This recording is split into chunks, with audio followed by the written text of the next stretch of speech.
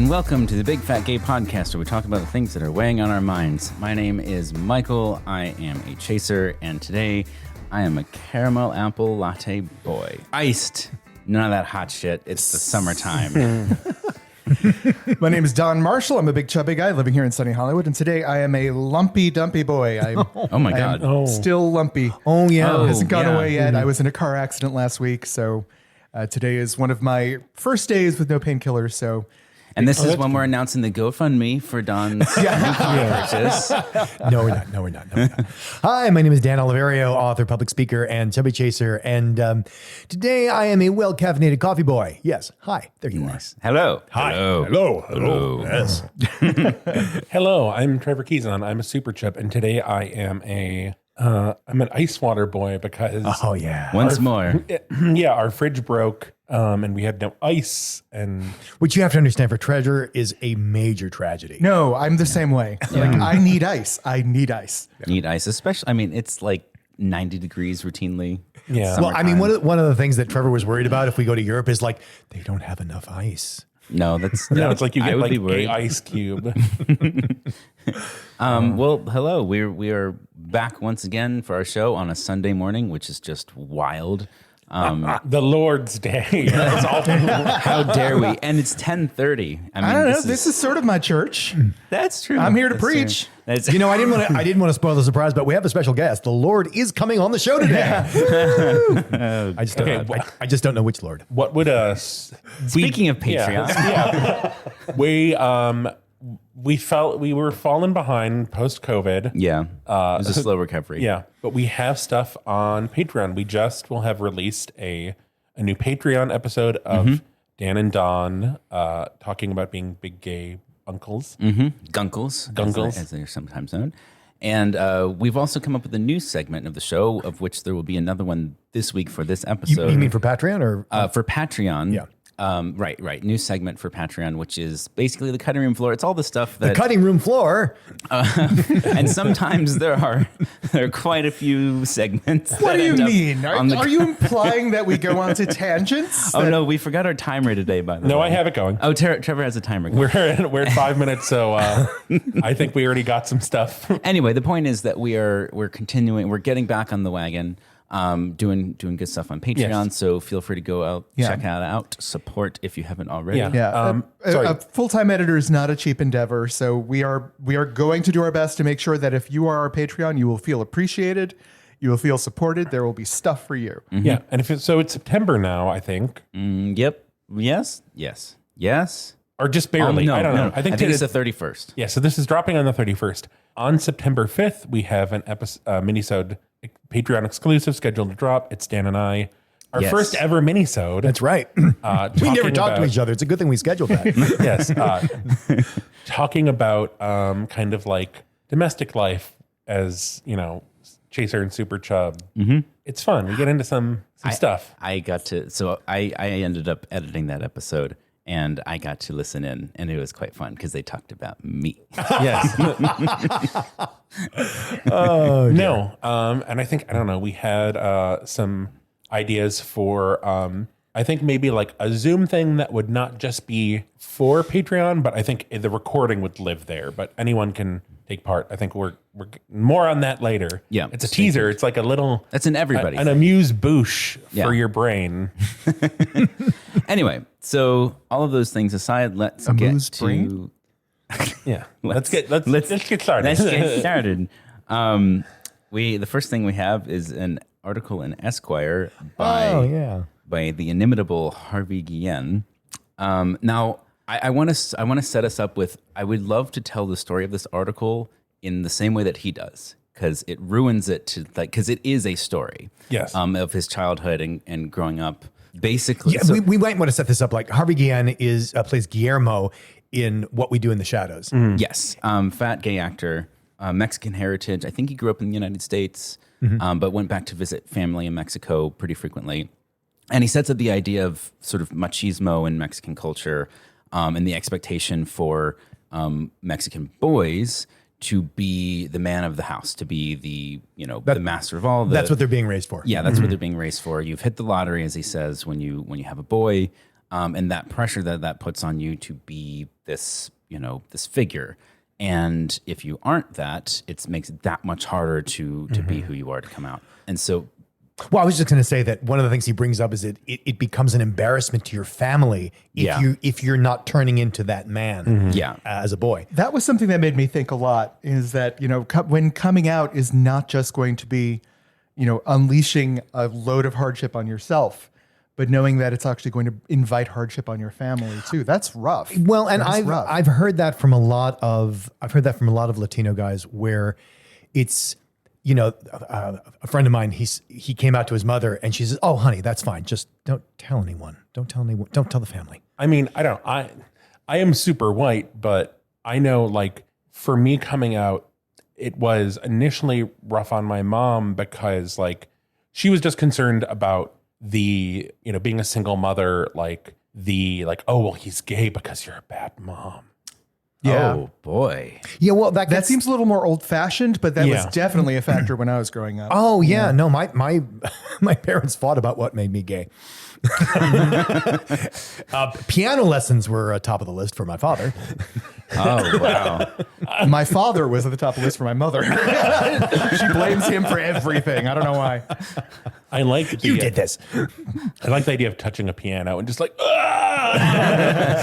It got him. I got the gay spirit in me. Liberace compels me. The power of Liberace compels me.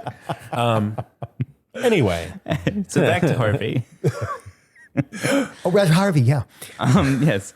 So he tells the story about going back to visit family in Mexico when he was a young kid. He doesn't say exactly how young, but young enough that Tonka trucks were his jam at the time. So I'm guessing, 3, 4, 5, somewhere in there. And he's playing by himself on the street, and he sees some local kids playing down the street, and he's like, "Oh, I'll go hang out with them, make some friends, and we can all play."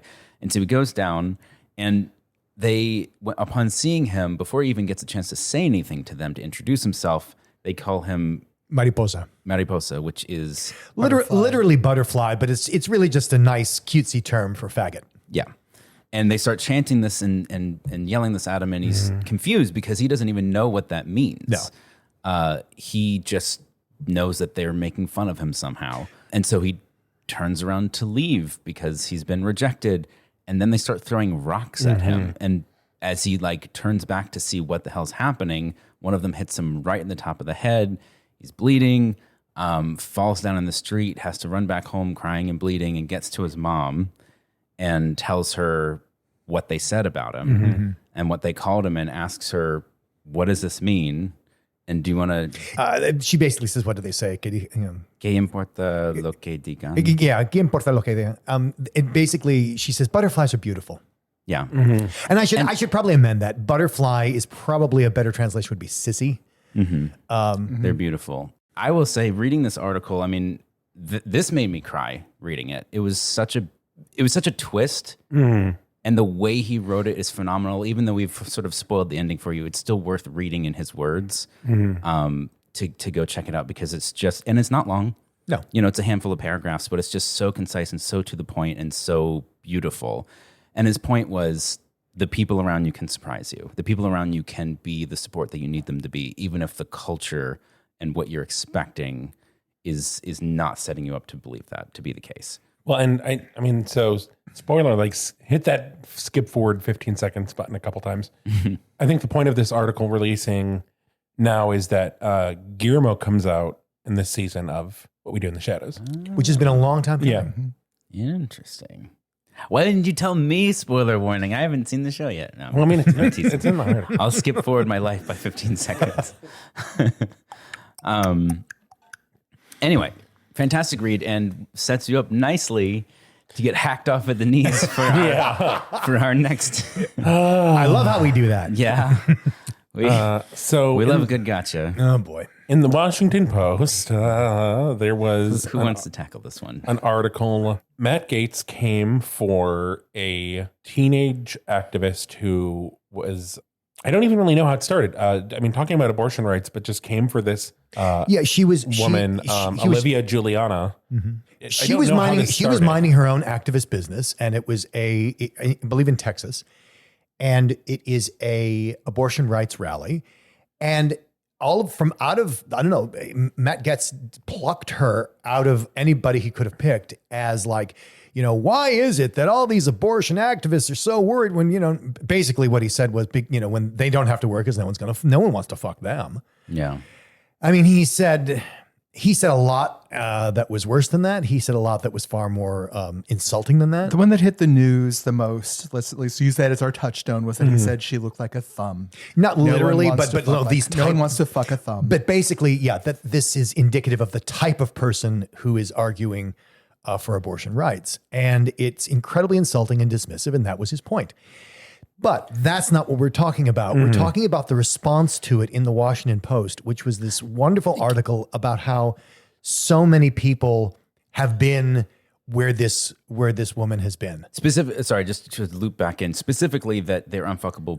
She's unfuckable because she's fat. Yes. That I don't know if we said that, but that was that's the link here. And then she managed to turn this around. She turned this around so brilliantly. She turned this into she ended out of his comment. She ended up raising, I think, $1.7 million for abortion rights. It went up since then. It's over $2 million. 2.1 something according to a comment. The thing that I'm still annoyed about is I don't really feel like Matt Getz has faced any sort of blowback of for course this not. stuff. Of course not. Well, no, because there's a whole bunch of people who completely agree with him. Yeah. Yeah. I mean, so reading this, especially reading it like we do in the show right after the Harvey Guillén op-ed, was just brutal because this article starts with a lot of what's being said.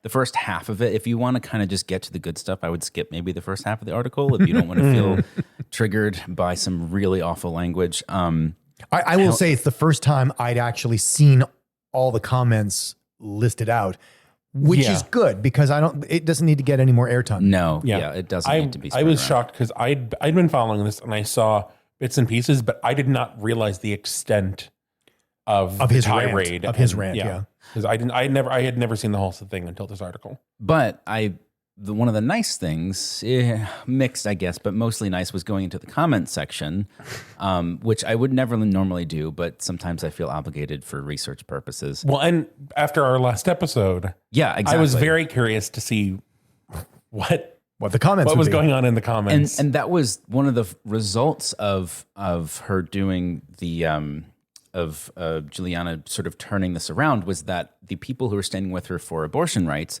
were also standing with her for anti-fat bias rights. I mean, fat rights. Yeah, fat rights. Like they were. Yes, we don't need quintuple negatives here. They were standing up not just for the abortion rights, but also for fat rights, and those two things happening in tandem was fantastic.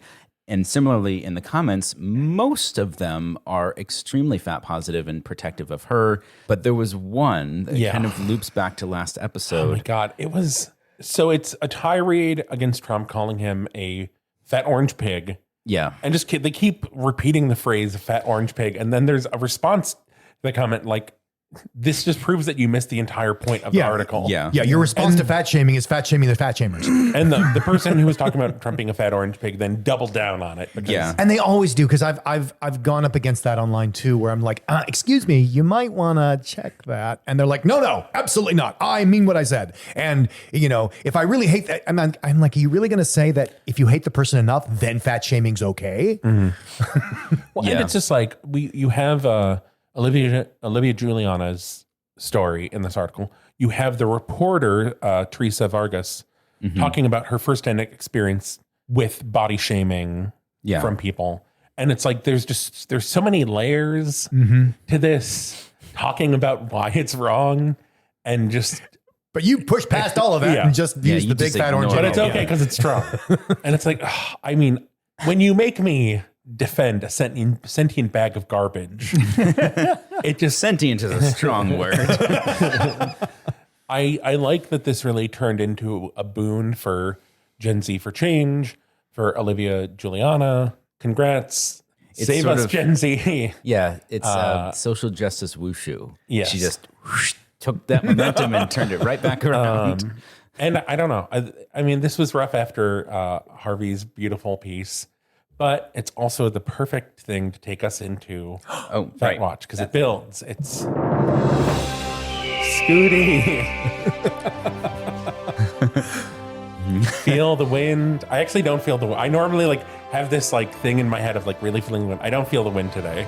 I did lower the volume a little bit for the eagle cry. You're welcome, everybody's eardrums.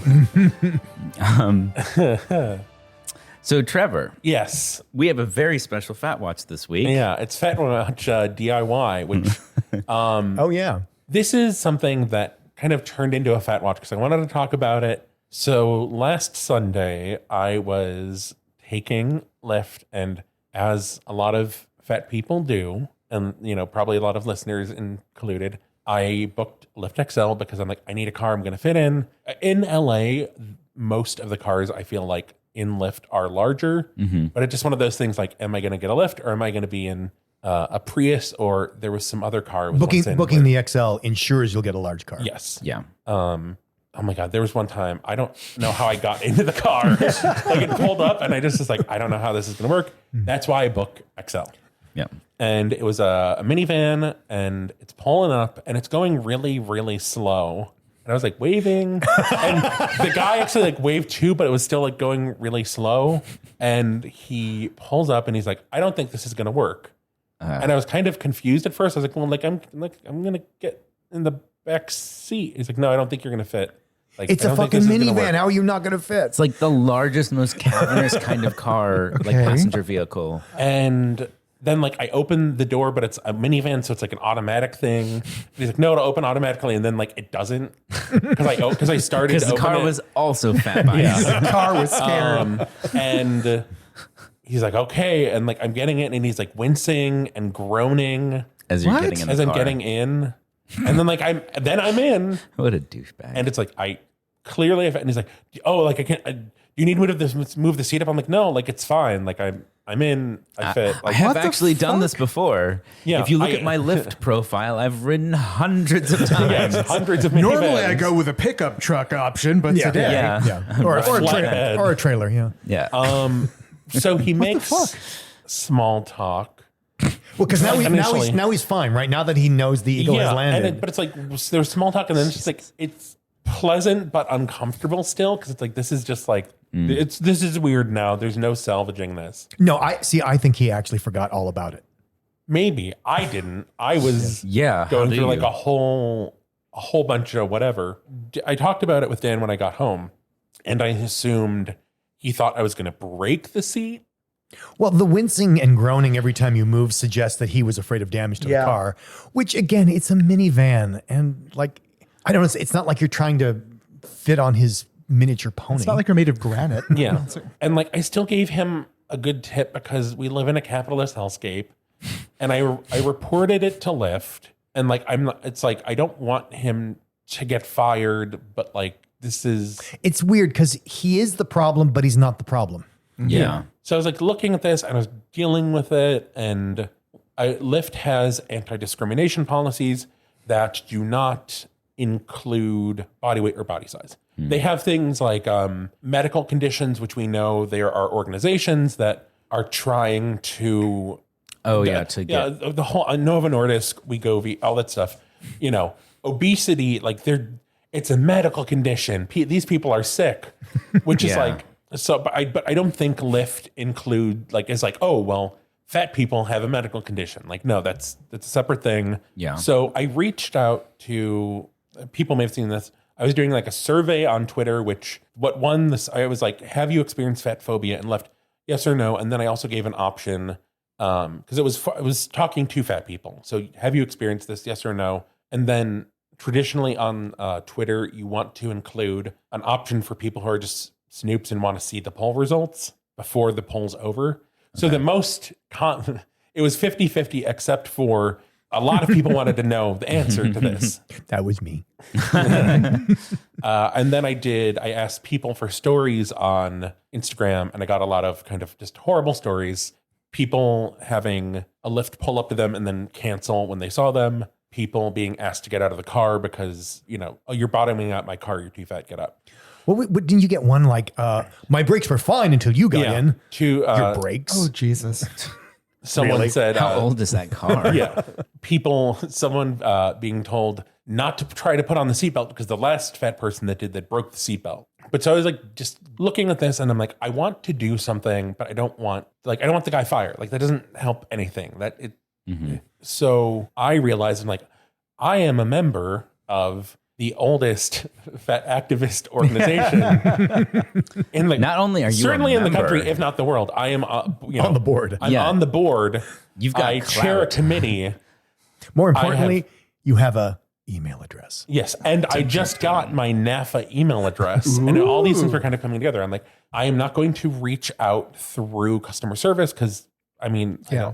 It's a black Zendesk is not hole. going to be helpful. I have found there is a diversity and inclusion team at Lyft, so I am hoping I'm going to be reaching out as a member of a national organization.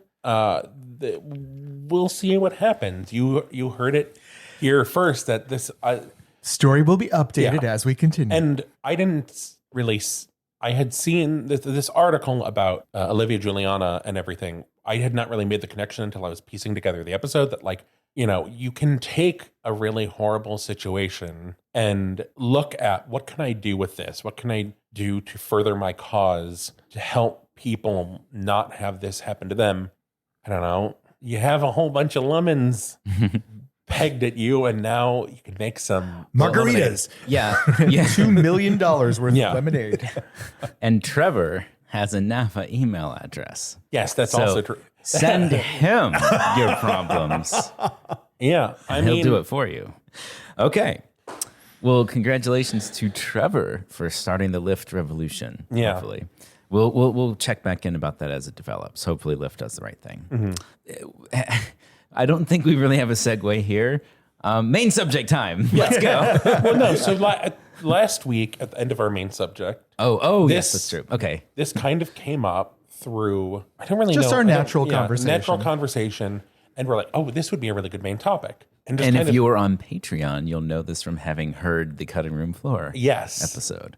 But basically talking about, as people that love fat people, food and sharing food and like how that can be complicated as fat people, how it can be fat joy as fat people sharing food. Yeah. And how whatever your relationship to food is, if you have issues with it, which I feel like chasers and chubs the world over have some Yeah. kind of complicated relationship with food, and how having a relationship with the other person can doubly complicate your relationship with food if you're both going through an issue at the same time, and blah, blah, blah. Like it all gets complicated, and we all have experience with that. And it's not just a localized thing. We're not just talking about sitting at the table and feeling awkward, but like in a lot of cultures, the act of sharing food is one of the biggest bonding experiences for friends and family, right? Which is where a lot of fat shaming occurs. Yes. So, I mean, I've made jokes about it on the show before, but like I grew up in a family that food was the bridge, right? From grandparents to me to my parents, a shared meal was the point of communication, and everyone in my family could cook very well. So you would have this simultaneous act of sit, share, be part. What I'm putting in front of you is an expression of my love. And then immediately after, you're pretty fat. Like Yep. you probably shouldn't be eating this, which is inequivalent functionally. If you really break it down, you are offering someone your love and then shaming them for accepting it. Like that is the literal equation there. My grandfather was giving me some sort of like diet speech, and my mother pointed out that he was lecturing me about diet with a piece of bread in his hand and gesturing to me with it. It was literally simultaneous. Oh, wow. That's phenomenal. Growing up for me was a lot subtler than that. I mean, there wasn't, there was kind of in the air, it was a lot of like, oh, you got to be fit. You got to be this to play soccer, whatever you want to do. And so there wasn't a whole lot of overt fat shaming. I don't think any of us as kids were really fat. I felt fat. I was sort of not thin, so it felt fat. But there was a lot of like the foods that we ate.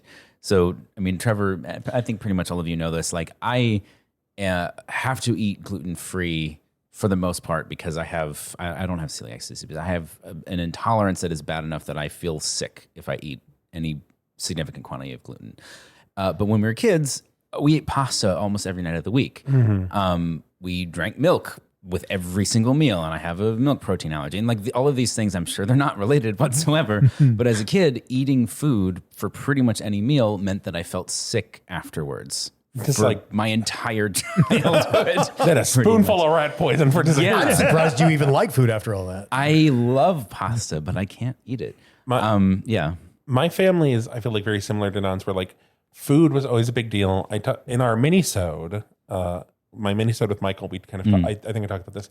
There was a whole thing of like the meal of festivities, which is like crackers, cheese and crackers, Festivities, pretzel. no. It's like Festivities, if they could, hot hors d'oeuvres. if the festivities couldn't be poured, they were less important. Well, also a lot of alcohol too. But also just like lots, like just a table full of snacks, and it's like, well, dinner's not for a few hours.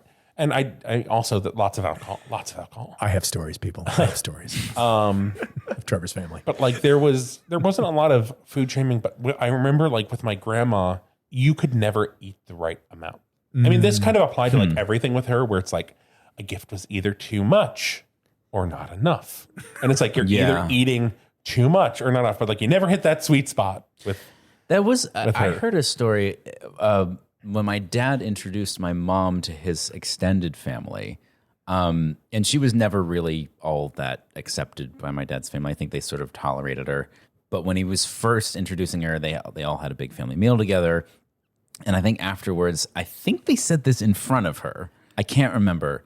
But one of the family, probably matriarchs, said something to the effect of, well, at least she eats well. Yeah. And like, I think that's meant to be a compliment in some way, somehow. I don't. Well, let's just say, like, it is a backhanded compliment at best. Yeah, because the only other the alternative is like we hate her and she's fat. Exactly. Exactly. Like it was very much a like, well, this is the least I can say. I don't know. I think the best case scenario is it is merely a slight at a previous partner. Potentially, yeah. I mean, they famously didn't ever really accept her. So it's, oh boy. Yeah, it's all dicey. It's all complicated. But of course, the question in my mind is like, how many comments of those has she heard? Her mother was fat. And then how many of those things basically spilled out on us as kids? Well, because your whole childhood is filled with these stories of like alternative nutrition and we were my mom carob and soy and vegan early. I think before veganism was really a thing at all. I mean, it was a thing, but it wasn't the thing the way it is now, where it's basically where it has a flag. Yeah. Yeah, exactly. So, I mean, one of the reasons to talk about it, besides it just, it's to reveal the fact that, this is a universal thing. It happens to a lot of bigger people in a lot of ways, but we don't talk about it with each other. So the isolation we get from our families in those situations, we end up isolating ourselves with. So one, share with other people what you're going through, and how do you change it, right? I think the only way to change it is, so like when I tried to lay it out, one of the things I tried to lay out is it's not just that you're telling me I'm fat and I should have eaten less, right? Explain what the situation is, right? We are sitting together as a family. We are sharing a meal and we are bonding with each other. And then you are telling me, even if you don't mean to, right? You stress that you are pushing me out of that situation and making me feel bad for participating in it, right? So you are taking my family away from me, right? If you can lay it out in terms that plainly, I think it helps change the conversation from food to feelings and actions. It might. I can see a lot of times where people have tried that and it turns into some version of, oh, well, don't be so sensitive. I can agree that's a likely first response, but let me just caveat on this one. I think that for a lot of people that's the way they'll react in the present, and then the thought will linger. And for me, change never happens during the conversation. It always seems to happen, a few hours or days after. Well, it's certainly a great starting point in my experience. And I have a lot of experience where either with my own parents or with other people's parents, because I've been coaching them. It turns into, no, what I'm telling you, your feeling bad is not my fault. I'm just telling you the truth and all this shit. And And you're right, Don. I think what you're talking about is absolutely a place to start. And for some people, they've tried that. For some people, they have whatever feeling you have about it. I think the other thing that I'm a huge advocate of is nobody gets a vote on your body. Nobody gets to vote on you. And training people, not so much in what they say and how they say, because that can be a landmine situation. Unless, you can have the conversation with the person, which maybe you can. But training them that we're not going to have this conversation at all. We are not going to have a conversation that involves what I eat and how big I am. That is just not a conversation that we are going to have. And I have found that very often people have to back it up with action, because you say that and then 2 words later, bang, there we are back in the conversation. And so I've actually recommended to people that, sometimes you might actually have to leave the room, because that's the only way not to have the conversation. And you can train them. You will train people that, oh, wow, they really mean it. You can't have that conversation with them. They will go away. There was something that happened. This was, I don't know if it was the end of last year or earlier this year. This was an example of someone removing themselves. It was not about fat or body weight, but my sister was having a very unpleasant dinner with my brother and mom, and she just left, which I have always wanted to do. Exactly. And I've never done. She set the precedent. Yeah. No, it hasn't. It's tremendous power.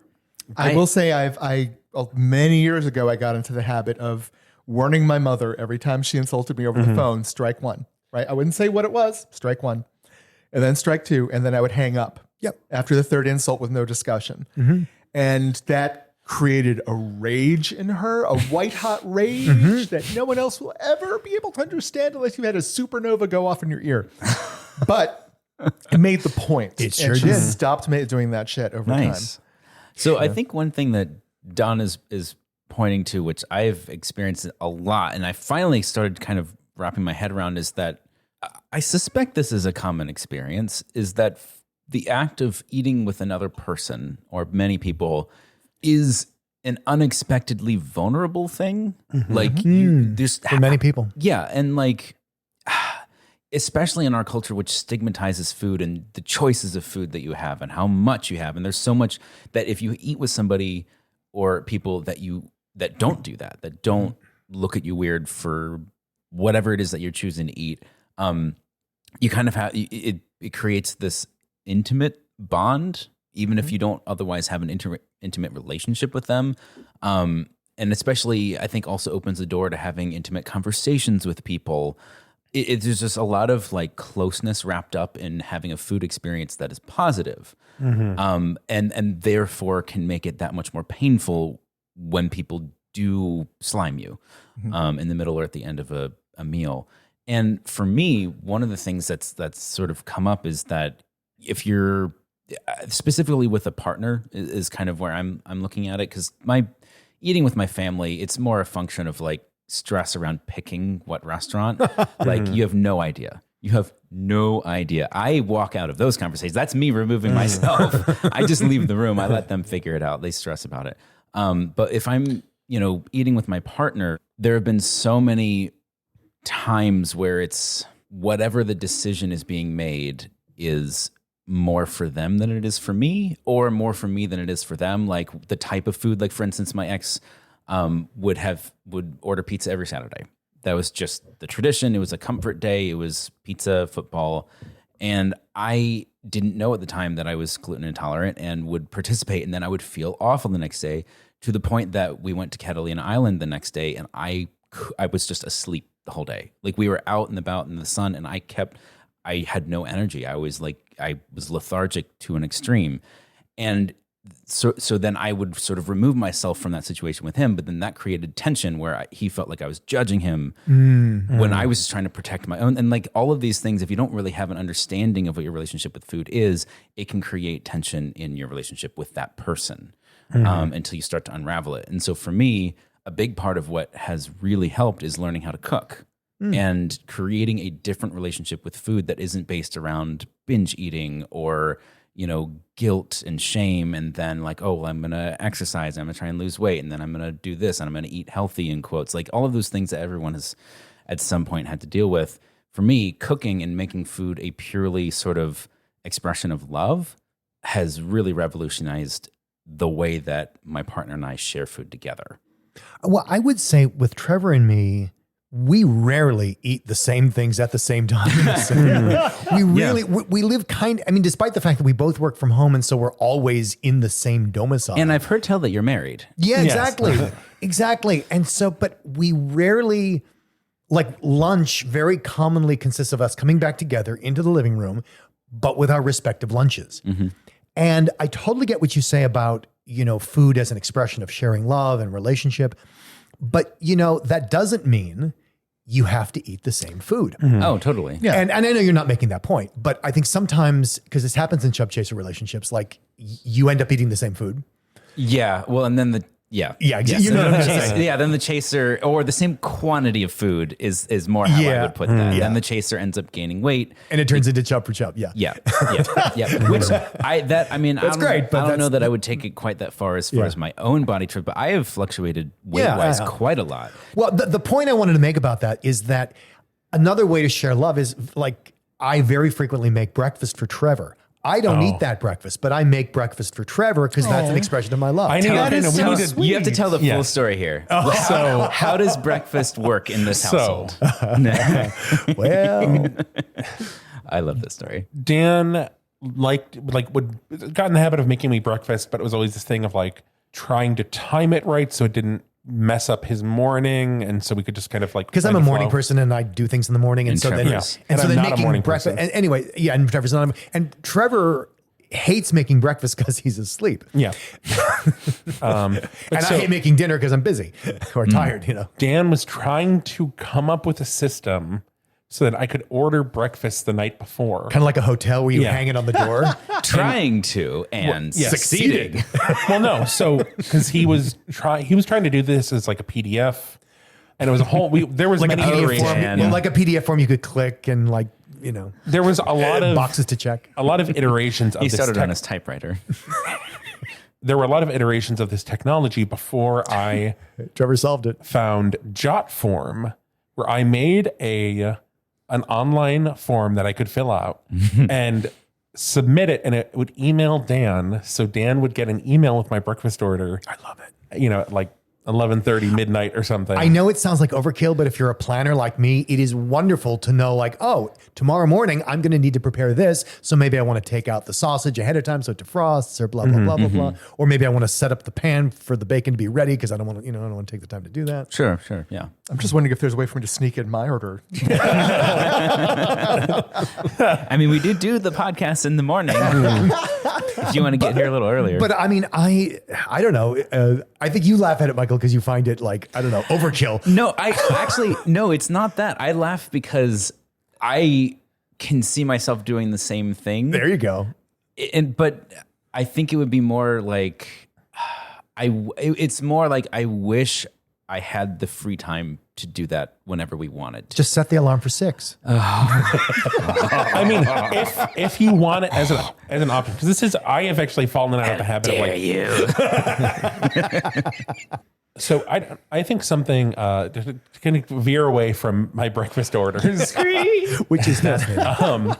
So I think something, we talked about like, Don, you were saying like you can make change with your family. I think there's also like, there's some people where like, that's a lot more work. That's an ongoing thing. Mm-hmm. And I think even before, like if you're not comfortable getting to that point, I think one way you can get some relief from this is like, we've talked about the importance of fat friends. Oh yeah. And if you're a fat person, having fat friends, so you can just kind of like be yourself and not be in this, weird mode of your thin friend's body neurosis, which like is valid. But when you're a fat person where it's like, I am less likely to get a job, I can't get clothes anywhere, I can't, there's all these things. Whereas your thin friend is like, oh my God, my 34s don't fit. Having a fat friend and having a meal with a fat friend or many fat friends, like doing fat brunch or something, is a wonderful experience that is just so different than having brunch or something with your friend who has their body neurosis. And it's like, oh, well, wait, like the like negotiations of like, oh, should we get like a big table pancake? It's like, oh, I don't know. I don't know. No, we shouldn't. But I want to know if, and listeners, let us know. I want to know if people have had an experience of going out to a meal with fat friends and they bring their food neuroses with them. Like, oh, I really shouldn't, but okay. And like, does that invade the conversation, even though there are no thin people there to police you? Or do you get genuine freedom from that? I would like to know that. Yeah. I would say it is the opposite, because it is like, this is our safe space. Where I don't want a table pancake. I want us both to get our own pancakes. I want my own table and my own pancake and then on my own table. You get the lemon poppy seed pancakes, and I'll get the cinnamon roll pancakes. And then one of my favorite things is to like, we both want the same, or we both want different things, but we each want to try. It's like, okay, well, you get that and I'll get this, and then we'll get something for the table, and we'll each share. Like, I'm all about it. That's just standard operating procedure. What's wrong with you? So after this conversation, I think I have been inspired after, I think it was something Dan said, I want to get a dog training clicker. Yes. And every time someone says something inappropriate like that at the dinner table or after, snap, snap, snap, I think that might get them to stop very quickly after a couple days. I think, first they have to notice it, but the other thing is it has to get backed up. Yeah. Because otherwise it'll be what it's always been, which is this huge argument and taffy pull, but walking away, they can't have the conversation with you. Fair. That's fair. So do we have a tip for today? we certainly do.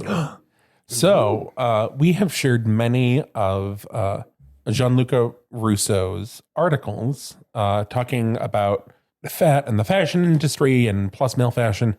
And he has a new book out called The Power of Plus. Power of Plus, Inside Fashion Size Inclusivity Revolution. This is very exciting. This has been a long time in the making. And he has a lot of great interviews with plus size fashion icons, people who are in the plus size spotlight. And basically the point of the book is that this isn't just some fashion fad. This isn't just some throw the fatties some garments. It's actually part of a bigger look at the fashion industry responding to consumers. How does the fashion industry respond to consumers? Because they have a long history of not responding to consumers, basically of telling consumers what they need to wear and excluding people based on that. So this book really gets into some of the politics, some of the anecdotes of how that all comes together. It is pretty much just women's fashion, but not exclusively. Nice. Maybe, and that's out currently? Yes, it is out. It is out now. It is... What's the title again? The Power of Plus, Inside Fashion's Size Inclusivity Revolution. Yeah. Nice. And the colon is a punctuation mark, not an actual colon. Not an organ. Yes. Yes. Also just... If it was, the book would be full of shit. Oh, good job. You can also regularly see... I liked it. Thank you, Dan. You can also regularly see... Trevor's over here on his own just trying to do the show. You can also regularly see Gianluca's column in Nylon Plus Us talking about this issue as it continues on beyond the book. Nice. Listeners, if you get this book, let me know what you think. I'm curious. Let us know. We could use some mailbags. We want to hear from you. I think we got too used to Bigger Vegas and getting to actually talk to people, and now there's a lull, and it's like I want to Casting our podcast into the silence. I'm sitting alone at my desk editing Waiting the show, waiting for the mailbag. It's empty. For the mailbag. I haven't played the music in so long. It's been so many days. Now you need the birds. All right. Let's have a bit for the day. A bit. Bit boy. No bit today. Make that bit. What? No, I'm lying. Okay. So since we were talking about sharing food today, I thought it might be interesting for us to engage in some interesting dishes that maybe we could partake in at some point. Ooh, I'm into this. Oh. So here are some strange dishes from around the world. So let's start off with kiviak. What? Kiviak is a dish made by the Inuit of Greenland. Though originally used as a way to preserve food for the winter months, it's actually often consumed around Christmas time or for special occasions. What does kiviak consist of? So option 1, a slurry of fish packed in a semi-permeable sack and stored in sulfur hot springs. Who doesn't love a good slurry? 2, And sulfur. pickled licorice infused jellyfish. 3, hundreds of tiny birds stuffed into a seal carcass and fermented for months, No, that's a thing. or cured ham wrapped in salted whale blubber and then crusted with salt. One of these is a real dish. I was thinking of a Just different one. dish. I'm going to say the fish paste in the Fish paste in a sack in a sulfur hot spring. Yes. Okay. I'm going to go with that because I think All right. it's the right kind of gross. I'm going to go with the candied jellyfish in the licorice. Pickled licorice infused jellyfish. That sounds absolutely Arctic. Yeah. They do love their licorice. They out there. do. They do. Well, I'm a coward, so I'm going to go with Trevor's guess. What do we got done? The correct answer is, in fact, hundreds of tiny birds stuffed into a seal carcass and fermented for months. Kiviak is a dish from Greenland consisting of hundreds of dead auk birds stuffed into the body of a dead seal. The seal is then sealed up to be completely airtight, covered in oil to repel flies and maggots, and then fermented for 3 months. Well, at least they're repelling the flies and maggots. You didn't say the 3 months part. That makes it delicious. I mean, I knew. So I was. Maybe I won't say what I thought it was going to be because it'll come up. I guess I was thinking of maybe Iceland dishes because I know a bunch of those that are super gross and. We are just beginning the. Yeah, but that makes sense. I'll spare you the rest of it. Well, what's fascinating is like you don't eat the seal. You pull the birds out, which are put in. No, because that would be Full. gross. Yeah, you take out these that would be tiny birds. There are disgusting. literally hundreds of them in there, and then you kind of shuck them and suck out the innards after you pop the head out. I don't And know so why this is a festive dish still, eaten for Christmas and birthdays.